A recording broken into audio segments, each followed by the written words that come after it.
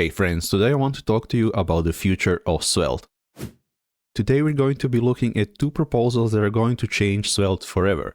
In the first Asynchronous Svelte proposal, now the await keyword is going to be part of the language itself. So now you can use it inside of the script tag, derived expressions, and in your markup by installing the async branch if you want. And this ties into the next part, which are remote functions. And basically remote functions are SvelteKit's answer to component level data loading. And this is one of the most exciting features in my opinion. And don't worry, Svelte isn't reinventing itself or anything like that, so you don't have to rewrite your entire Svelte app. Alright, but before we get started, here's a message from our sponsor. This video is sponsored by Mainmatter. Mainmatter is an engineering consultancy that helps teams adopt and succeed with Svelte and SvelteKit through training and other offerings. If you're looking to learn Svelte or level up your Svelte and web development knowledge, there's no better time to start learning Svelte now. Mainmatter is offering 4 remote Svelte workshops for every skill level from July 21st to July 24th. Each workshop is taught by my good friend Paolo Ricciuti, a Svelte expert and maintainer, so you're not just going to learn how to use Svelte proficiently, but understand how it works and leverage your knowledge across other frameworks. If you want to get up to speed with Svelte 5, this workshop is for you. The Svelte 5 and Runes workshop dives into the new reactivity model using runes and snippets. You'll get hands-on experience migrating from old patterns to Svelte 5's simpler, more powerful approach. You're also going to learn the fundamentals of JavaScript signals and how they might eventually establish a cross-framework reactivity primitive. If you want to learn how to test with confidence, the Testing Svelte and SvelteKit Applications workshop is for you. This workshop shows you what to test, how to test it, and how to keep your tests fast and reliable. And if you want to learn how to build secure, functional, and maintainable offlows in Svelte and SvelteKit, then Authentication for Svelte and SvelteKit workshop is for you. You're going to learn everything from the basics of authentication and how to authorize users in your app to show different UI based on their login status. And in the last workshop, you're going to learn how to use Svelte in non-Svelte projects. So you might love Svelte, but how do you convince others to migrate an entire React codebase to Svelte? The Svelte without Svelte workshop is going to teach you how to use Svelte in a non-Svelte project by using web components for a smoother incremental migration. You're going to learn the basics of web components and how to use Svelte for a better authoring experience for web components and how to bundle them. And speaking of bundlers, you're going to learn how Vite can help with web components and how to create your own Vite plugins to transform your code and use that knowledge to build an integration between Svelte and React. Each workshop is run completely online and remote. The price of an individual workshop is a great deal at €175 plus tax. There's only 30 spots per workshop to ensure the highest quality, so grab your spot before they're sold. You can find additional information for each workshop linked in the description or by visiting mainmatter.com/SvelteWeek. Thank you to Mainmatter for sponsoring the video. To understand where Svelte is going, we have to understand the present. So let's look at an example how we do data loading currently in Svelte. I'm going to create these two functions, getPokemon and getPokemonDetails. They're going to serve as a sort of a database. So in the first example, we're just going to fetch a list of Pokemon, and then we're going to get some Pokemon details, which return the name and the image of the Pokemon. And then we can export them to use them inside of our component. So now we can import them from the API, and then we can declare two variables, Pokemon list and details. And because this is a side effect, we have to use an effect inside of our component, but we can also use onMount if you want. So we can await the Pokemon list and the details data. Now we can invoke this function inside of an effect. And this is something I see a lot of people do wrong, which is passing an async callback to onMount or effect. You shouldn't do that because, for example, your cleanup function that you define inside of them isn't going to run because that's not what Svelte expects. So you can pass an async function, use .then, or use an immediately invoked function expression. So now inside of the component we can loop over the Pokemon list and we can show the Pokemon details. If we want to update the currently selected Pokemon, we can just update details. So now we can see our example works as expected. But as you can see, it really isn't ideal, there aren't any loading states, and if we have to do something like that ourselves, our app complexity is going to quickly explode. Because now we have to take care of success states, error states, and etc. And Svelte also thinks that this is tedious, and this is why they introduced the await block. So instead of using onMount or effect, we can declare Pokemon list and details and pass the promise to them. and now we can use the await block in Svelte. Now we can await the Pokemon and show a loading state, and when it's done, we can loop over the Pokemon and do the same thing as before.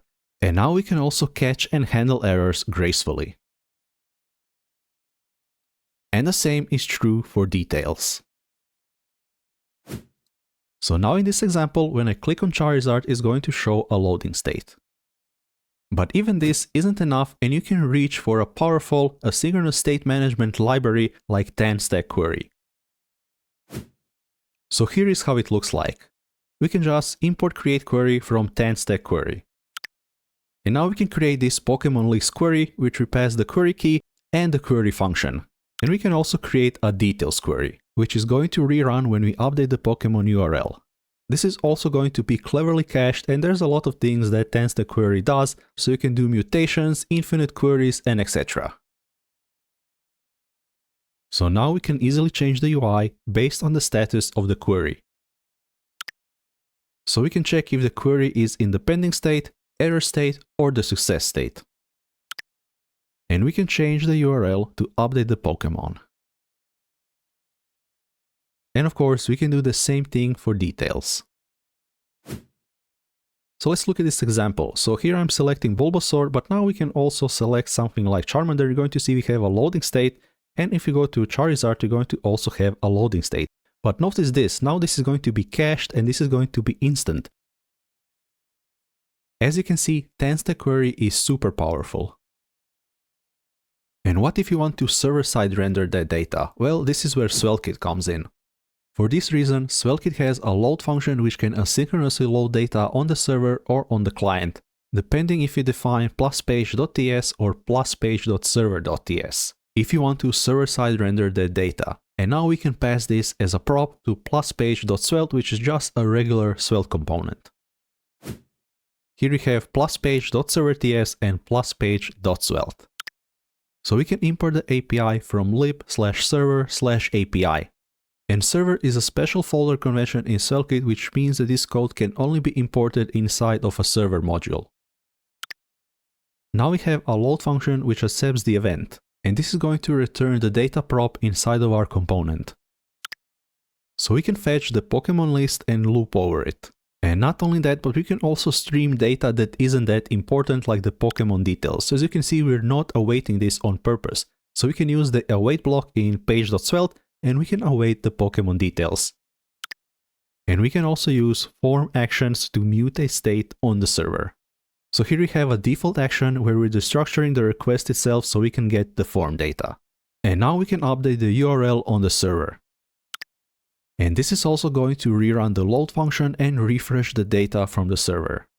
But there's one critique that people have with this approach, and that is that these updates aren't granular enough. What do I mean by that? Well, for example, let's say that we just want to update the Pokemon list. Now we have to rerun this entire load function. So we can't really invalidate these two things separately. So for example, if you want a banana, you're going to get a gorilla that's holding the banana. And we can see that more in this example. So here I have example.com/Pokemon, where red is the data loaded for the Pokemon list component. And we have an ID in blue, which is the Pokemon details component. So here we have a nested layout in SvelteKit, so now we have to somehow load data and pass it to this component. For that, of course, we have to use a load function in SvelteKit. And this works great, but another downside is that the load function is tied to the route itself. So what if instead of page level data loading, we had component level data loading? It would look something like this. And this is the problem that remote functions are trying to solve. But before we talk about remote functions, we have to improve the user experience when it comes to asynchronously loading data in Svelte. So this is where Asynchronous Svelte comes in. So the main idea behind these changes is that Svelte has more built-in primitives, so this makes SvelteKit a thinner layer. So let's see how Asynchronous Svelte improves the framework. We've already seen the groundwork laid out in the past for this when we talked about error boundaries in one of my previous videos. So let's see how this looks like. So first we need to define a Svelte boundary at the root of your component. This happens to be a SvelteKit app, but this works the same in any regular Svelte application. So first we're going to define a Svelte boundary, and then we can also pass the failed snippet. And this isn't anything new if you watch the error boundaries video. So we can just get the error and reset if part of our app crashes. But this is the new part, which is this pending snippet. So this works similarly to React suspense. If any part of our app is in a loading state, we can just default to this loading fallback. And then we can just pass the children. And this is the coolest part. Now in our component, we can actually await directly in the script tag.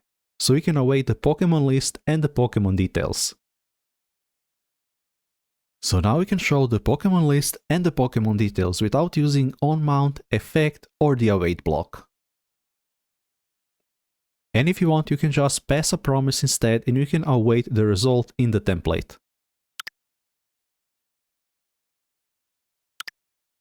As you can see, we can use await directly in the template. And this is really cool. And you can create another boundary for a different part of your app, like the Pokemon details. But in the future, you might not even have to define the Svelte boundary. And you don't have to create a separate boundary to have a loading state, for example. Currently, there is this effect.pending rune which you can use to show a loading state. So in this example, we can just say effect.pending and show the loading state, else we can actually await the Pokemon details in this data variable using @const, and then we can display it. And this is the best part, we can just await the Pokemon list and the Pokemon details inside of a component prop. How beautiful is that, friends? So if we change the Pokemon, we can see that everything works the same as before. So this brings us to remote functions, and remote functions are SvelteKit's answer to things like RPC, server functions, and so on. So we can declare remote functions in a .remote.ts file and we can import them anywhere and use them like regular functions. So you might be familiar with something like trpc, and basically that is what SvelteKit is going to have baked in. But from the information that I gathered, it seems that the Svelte team was particularly influenced by this library named Telefunc, which is similar to trpc but has a much nicer API. Basically, this is how RPC works. So for example, on the client, we can invoke this getPokemon function with an ID, and what's going to happen under the hood is going to just do a good old fetch request. So in this example, we're using trpc and it's just going to URL and code these parameters. And then it's going to return some JSON from the server, which is also typed. And if you invoke the same function on the server, it's just going to run like a regular function. So here we have a pokemon.remote.ts file which can be placed anywhere, or you can collocate it where you have your component. Now that we have the Pokemon data on the server, we need to somehow access it on the client. For this, we can use the first remote function named query. Now we can define a getPokemon query that just returns Pokemon from the server. And now we can get the Pokemon data inside of our component. Of course, we also want the Pokemon details, so let's create a Pokemon details query.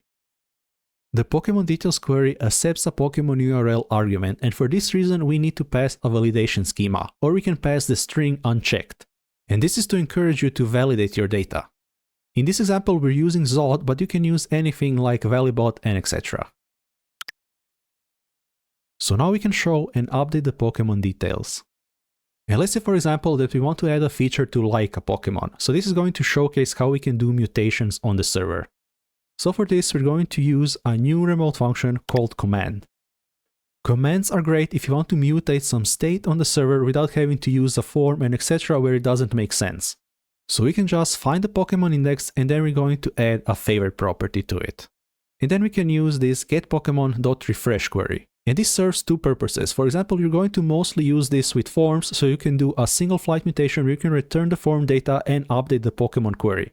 But in this case, by saying getPokemon.refresh inside of this command, we're saying that only this getPokemon query should rerun, because by default it's going to invalidate all of the queries. Now we can import the like Pokemon query and use it inside of a button. But of course, the recommended way to mutate data on the server is using forms. And forms are great for many reasons because we can use them for progressive enhancement. So here is how that looks like. Instead of using command, here we're using the form remote function. So we can get the Pokemon name from the form, find the index, and then add it as a favorite. And now we can just spread the methods from the like Pokemon query on the form itself, and this is going to give you progressive enhancement for free. And that basically means that if JavaScript fails on the page for whatever reason, it's still going to work, and if JavaScript is available on the page, then we can progressively enhance the form. And this is great because it avoids a complete page reload. But let's say that your queries take some time, even 300 milliseconds can be perceived like a lot. We can actually customize how we progressively enhance the form by using the .enhance method. So in this example, we want to do an optimistic UI update when a user likes a Pokemon. So when we spread like Pokemon, we can use .enhance and we can destructure data and submit from it. And now we can get the name of the Pokemon, and then we can say await submit .updates, and now we can use the get Pokemon query and say dot with override, which is going to give us the data. In this case, we're just going to instantly update the Pokemon data on the client. In this example, I set an artificial delay of 2 seconds when you like a Pokemon. So let's see how awesome optimistic UI updates are. I'm going to open the network tab, and you're going to see when I like the Pokemon, it's going to happen instantly for the user.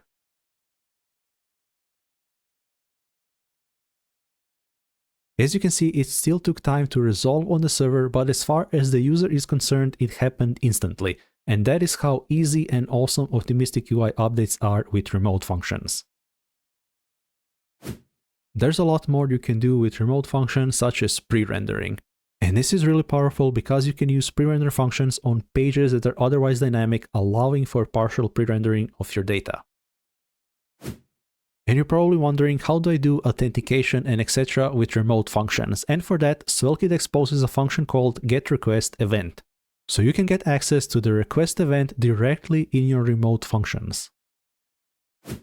There's even more cool things that weren't part of the proposal, like streaming real-time data from the server using server-sent events and WebSockets. And that's it. I'm going to post an example repo with all of the links I mentioned in the description. If you like what you're seeing, don't forget to like and subscribe, and I'll catch you in the next one. Peace.